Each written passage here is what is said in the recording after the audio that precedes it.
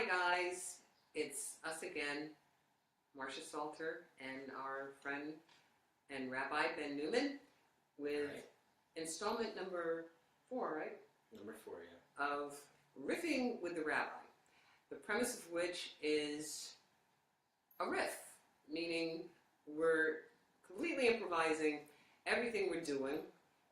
I get to ask the questions and you listen closely so that you can come back with something that complements the information you've been given, and it just goes back and forth until it comes to its natural end for this episode of Riffin with the Rabbi.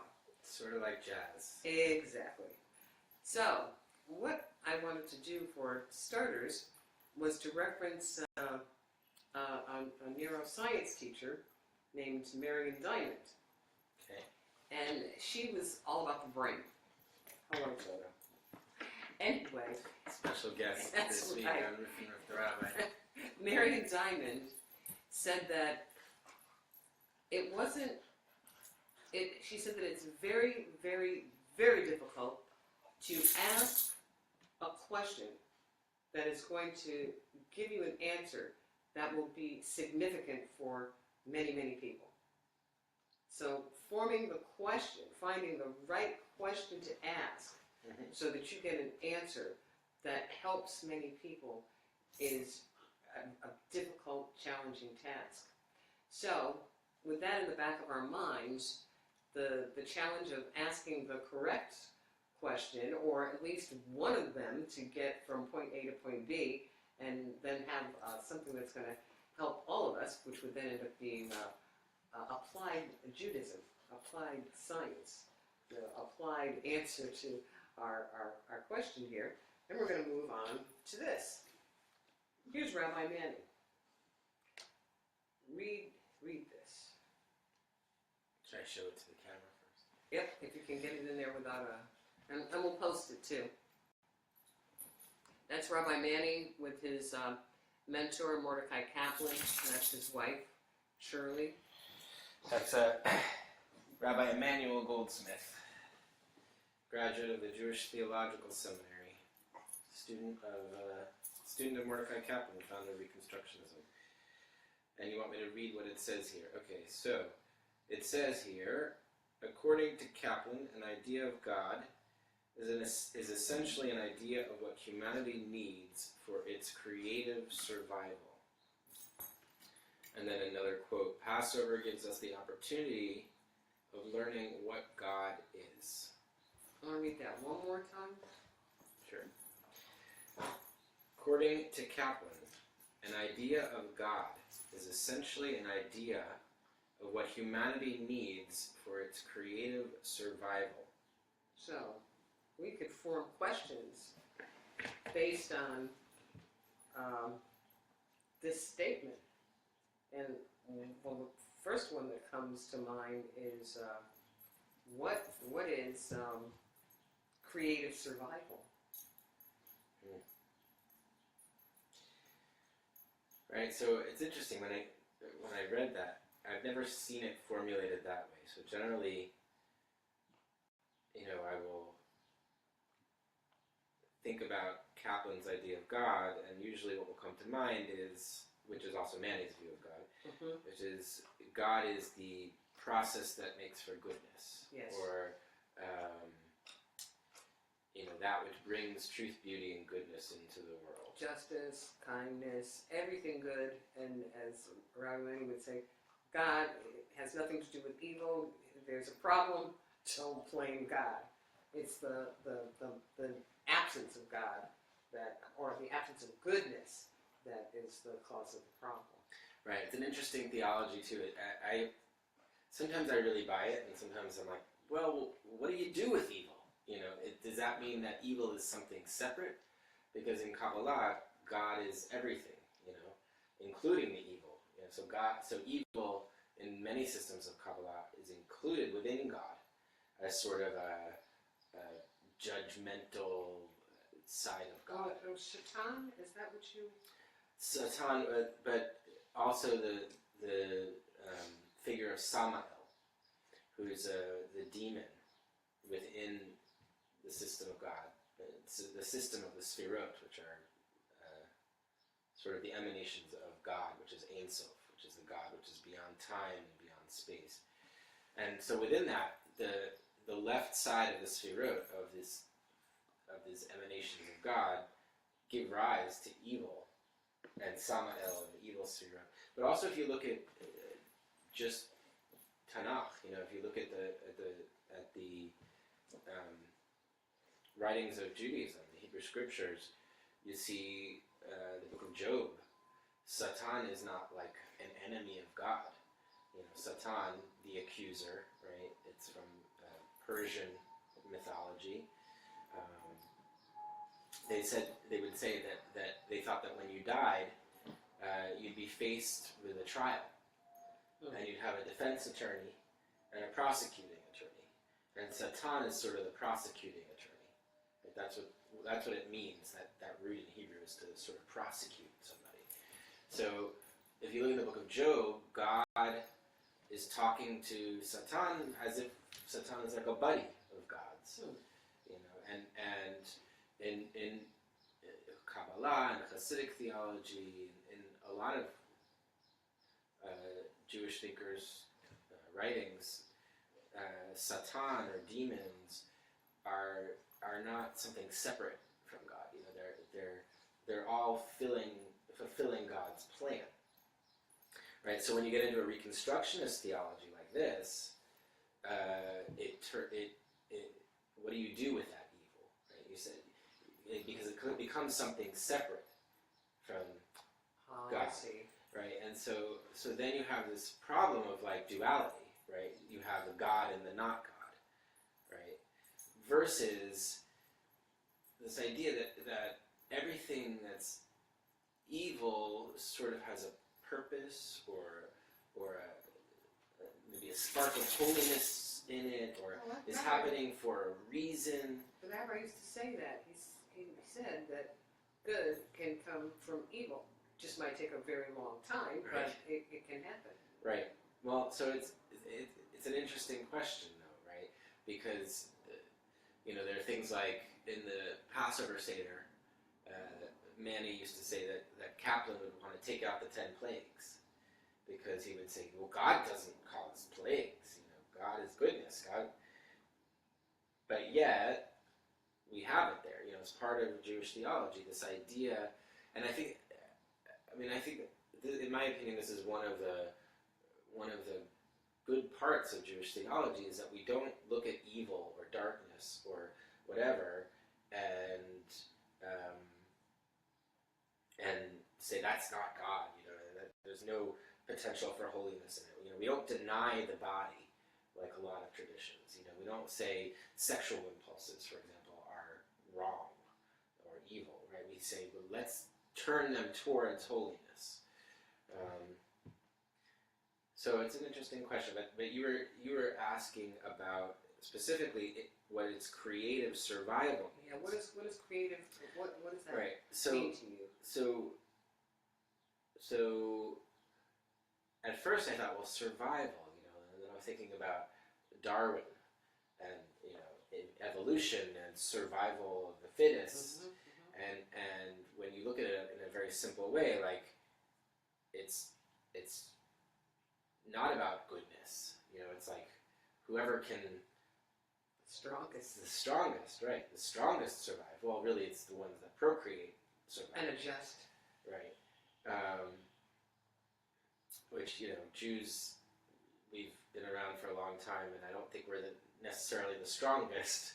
I think we're just maybe we've come up with ways of surviving. But then I started to think about it, and I thought, well, ultimately, the humanity will survive because of these cooperative impulses, and because of truth, beauty, and goodness. Right? That as a species, what humanity needs for its creative survival is cooperation. What humanity needs for its creative survival is goodness, is working together, is charity, all of those good things. I mean, that's what we need. And it actually, if you look at evolutionary theory or whatever, it's an evolutionary positive that species can protect their own and have altruistic sort of behaviors. So maybe it's not survival of the strongest. It's survival of the fittest, in the sense that we're fit to survive because we cooperate, because we have goodness in the world. I was listening to now I'm riffing a little bit. I had a college professor at Skidmore College. He was a very popular professor. He would have like hundreds of kids in his lectures, psychology. His name is Sheldon Solomon, probably Jewish. And this week I was thinking, whatever happened to Sheldon Solomon? Did you Google him? Well, yes, and I YouTubed him. Ah. And I found a whole bunch of videos. People should check it out, of Sheldon Solomon. And his major work is talking about our knowledge of our own death, and how that sort of makes us unique as a species. And this idea that we're all going to die is sort of a pervasive fear that's in every single human being, and it motivates like everything that we do. In its deep core, his claim is that our fear of death is basically driving all of human society. Well, that goes back to what we did in the very first episode, talking about the Skull and Bones gang on Mardi Gras morning, dressed up as skeletons, knocking on people's doors, banging pots and pans, making a lot of noise, saying, death is right behind you, you better get right and get out here and live. Right. Yeah. And I guess it's a kind of just hanging, since you don't know when it's going to happen, but you can surely bet that it definitely will, then it's ever present. So I guess it would be how you turn that into a motivation that would cause you to be holy.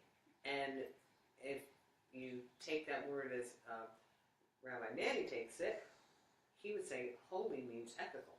So wherever you read the word holy, or God said, he'd say that just means what's about to be said next is important. Yeah. So that drive to life, I wonder why is that drive, that impulse to goodness present in, and I really don't expect you to answer this, but why is it in some people? Why is it not present in others? But I think this goes back to some of what we were saying in the last one about Louis Armstrong. There's, and I think it's sort of been a theme in all of our conversations, that there's sort of two impulses. There's two ways to go when you're faced with A, your own mortality, B, maybe the mortality of your species, right? Or the mortality of your people, the Jewish people, right? There's two ways to go. It's to focus on the negative, right? And say, oh, woe is me, I'm going to die, I'm going to just descend into that darkness and not come out. Either through getting really, really sad or going and doing a lot of unhealthy things to your body, right? Thinking a lot of unhealthy thoughts. Hurting other people, coming to the conclusion that we're all, I forget what movie it is, I think maybe Fight Club or something, that we're all like, sacks of flesh that are dancing around, that we're not even like important in any sense, right? And so you could use it as a justification to do all sorts of unethical behavior. So true. Run around. If it doesn't matter. doesn't matter, right? I don't matter, you don't matter. I'm going to go out and, kill people and cheat people and lie to people. And rationalization. right. So that's what I see as one path, right? The sort of the dark side. Oh, right. The We force, talked about that right? before. Yes. Although I don't like dark and light as metaphors. Yeah, because it's too dark and light, and right. there's grades of right. everything. Right. So nuance. So maybe to say, nihilistic, Thanatos and Eros, right? I think I said this in an earlier episode also, that there's this impulse towards kind of going after that death thing, it's just like obsessing on that death rather than Eros, than on life, then I'm saying, yes, we're all going to die, and so what should my response be? Well, it should be to take care of people. It should be to live every moment to its fullest. It should be to pursue truth, beauty, and goodness, right? To create an idea of God, right? And what's God? It's an ultimate meaning, right? It's that everything ultimately has a meaning and a purpose, and that our life isn't just meaningless. We're not just simple sacks of flesh that are dancing around on this earth, right? That everything ultimately has a meaning and a purpose, and even the evil that happens to you in your life, it might not always be easy to see the meaning and the purpose behind that. And I'm not asking people who have gone through horrible tragedies to try and say, let's see how it is meaningful to you. Like whatever it is, the Holocaust or whatever, it could be horrible things. I don't discount the horror of those things. And in order to survive as simple individuals, but also as a species, we have to be able to contextualize things that seem horrible and difficult, and death ultimately is really the most horrible and the most difficult. And we have to be able to contextualize it and say our lives have meaning, and that, to me, that is God, right? And that's an idea that yes, is essential to the idea that humanity needs for its creative survival. I always just love that term, and I note that the first verb in the Torah is create. Mm-hmm. Did. Past tense, but it talks about or references the creative aspect of God, and so then we're invited to be co-creators. Right, and I think that's the other thing, right? That we ultimately create the meaning, right? And in a certain sense, we create God, right? But the idea is that in the absence of God appearing to us as a burning bush and saying, Marcia, go save the Hebrews. Do I have to? Right? And, short of that, right? God actually appearing to us in the world. We have to bring God into the world, right? It's our job. It's another theme that we're returning to, right? It's our job to bring God into the world. It's our job, in a sense, to create God, to create meaning, right? That ultimately this world is full of a lot of things that seem completely meaningless and void. And it's our job as human beings to fill that void with meaning. Well, I think that you did such an excellent job with the Passover Seder and giving those ideas that have been repeated over and over and over, new meaning. And I liked the idea of the root word of bread of affliction, poverty, being essence of the self. So then you can look at this as a season for the renewal, the rebirth of the essence, the best part of who we are. Right. The matzah is like your essence. It's like who you are at your core, which is which is maybe why it's nice to have. Maybe that's why we ended up having hard matzah rather than soft. Although we did eat soft matzah at our seder, right? Maybe that's why it's better to have hard matzah because it's sort of Fixed. Yeah, it's like an essence. It's like, and in Hebrew, the word for essence and the word for bones are the same root. Oh. Etzem. Would that be marrow too? Would marrow be? I'm not sure if it's marrow, but it's your bones. Atzmot, your bones. Right, who you are.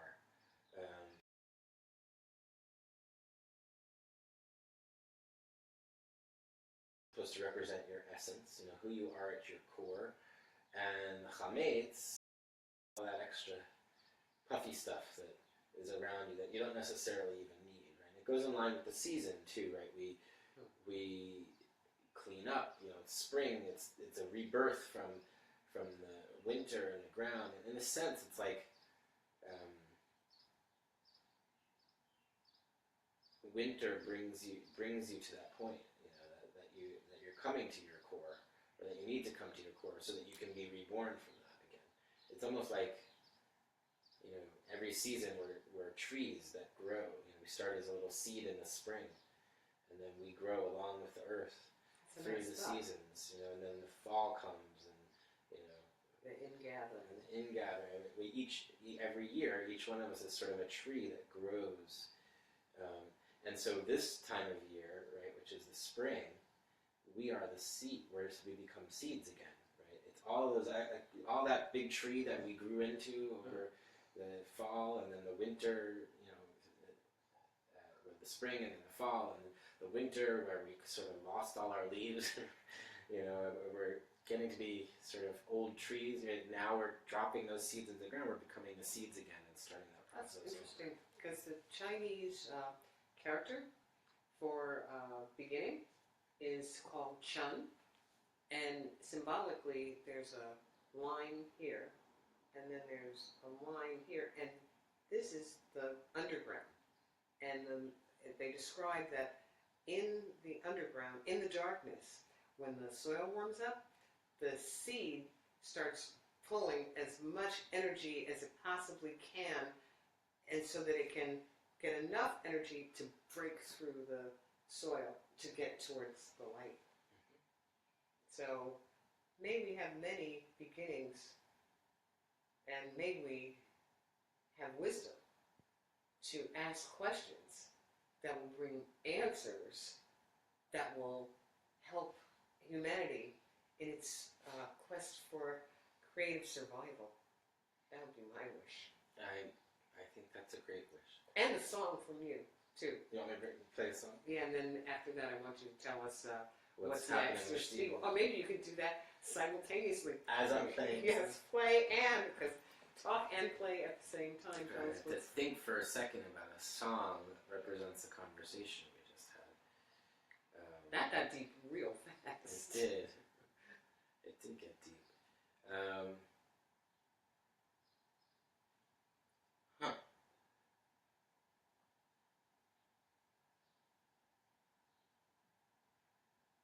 Alright, I have an idea of a song I want to play. So this is a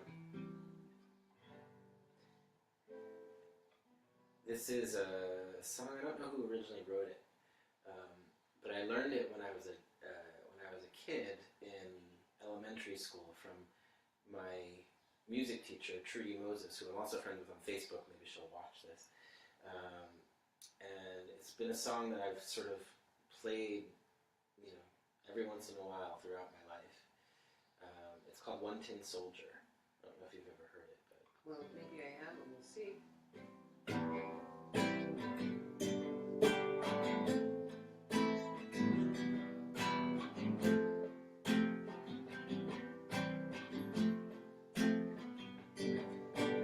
Listen, children, to a story that was written long ago about a kingdom on the mountain and a valley far below.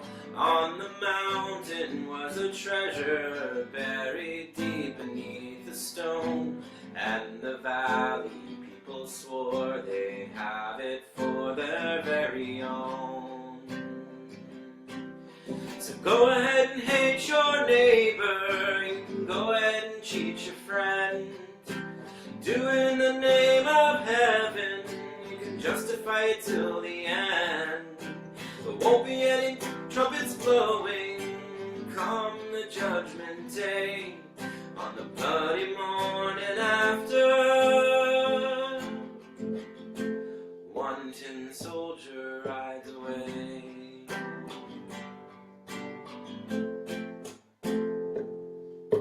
So the people of the valley mount the horses, draw their swords. So they killed the mountain people, so they won their just reward on the mountain. Sorry, it's been a while since the sun. Alright, let me go back. I think I missed a verse, right? So the people of the valley sent a message up the hill, asking for their buried treasure, tons of gold for which they killed. Came an answer from the mountain, with our brothers we will share all the secrets of our mountain, all the treasures buried there. So go ahead and hate your neighbor, you can go ahead and cheat your friend. Do it in the name of heaven, you can justify it till the end. There won't be any trumpets blowing come the judgment day, on the bloody morning after. One tin soldier rides away.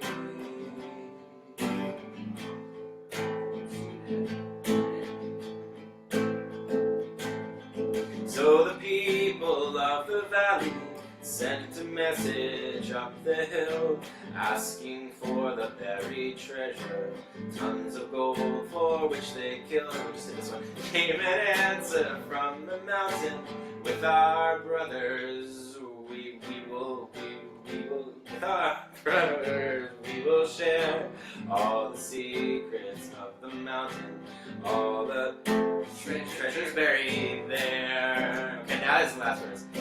Now the valley cried with anger, mount your horses, draw your swords. So they killed the mountain people, so they won their just rewards. Now they stood before the treasure, on the mountain dark and red, turned the stone and looked beneath it, peace on earth was all it said. So go ahead and hate your neighbor, you can go ahead and cheat your friend. Do it in the name of heaven, you can justify it till the end. There won't be any trumpets blowing come the judgment day, on the bloody morning after. One tin soldier rides away, on the bloody morning after. One tin soldier rides away. Thank you. I got a little reel there because I didn't remember the lyrics, but thank you for helping me find them. Well, that's how we riff. That's how we we're roll riffing. here. We're riffing. So we've got a couple things coming up with Steve, right? Yep. So April 29th, we're partnering with Synagogue in City Island to go for a Shabbat morning walk in the New York Botanical Gardens. And we're meeting at 9:45 a.m. sharp because up until 10 o'clock it's free admission. And we don't want people to have to pay on Shabbat for admission. So we're going to meet there at the entrance at 9:45 a.m. sharp. Will there be singing? There will be singing, although I'm not bringing instruments, so it's going to be a cappella singing. We're going to sing or walk. I'm going to teach a little Zohar about the Garden of Eden and why humanity was actually expelled from the Garden of Eden from the Zohar's perspective. Is there a hint? One word? Well, it wasn't just about eating from a tree. Okay. It was more something that Adam did on a cosmic level. So, come and find out what the deal was. Right? Why was Adam expelled? Why were Adam and Eve expelled from the Garden of Eden? And then the other next Shtibel Havdalah will be on May 6th. We're pushing it probably as late as we can go because we have families with young children, so it's going to be 6 p.m. Okay. To 8 p.m. We'll probably get to Havdalah just at the tail end of that, because sunset is around that time. And then the following month, this is still in the works, so it might not be 100% yet, but it's looking like Rabbi Shoshana is going to be leading a Friday night service, the first Friday night of June, instead of Havdalah in June. But that's still, we'll probably have a couple more episodes. We're riffing Before then. So, thank you for asking. Thank you for interviewing me. because I want to know. Inquiring minds want to know. Because I think that I like asking questions. I like listening because I like the way your mind works and the way you.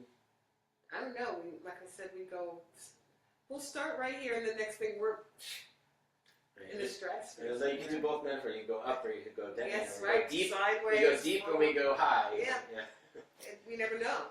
Yeah. And I find that very satisfying intellectually and on also a heart level as well. You're the best.